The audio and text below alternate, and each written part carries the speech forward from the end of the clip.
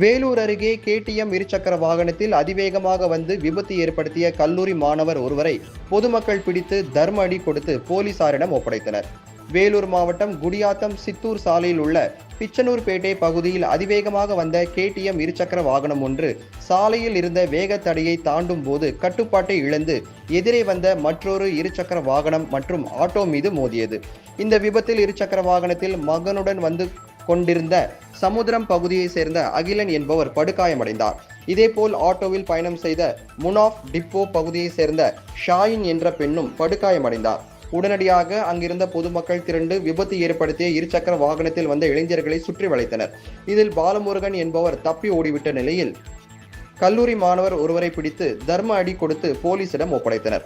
விபத்தில் படுகாயமடைந்த அகிலன் மற்றும் ஷாயின் ஆகியோரை போலீசார் மீட்டு குடியாத்தம் அரசு தலைமை மருத்துவமனைக்கு சிகிச்சைக்காக அனுப்பி வைத்தனர். இந்த விபத்து காரணமாக குடியாத்தம் சித்தூர் சாலையில் போக்குவரத்து பாதிக்கப்பட்டது.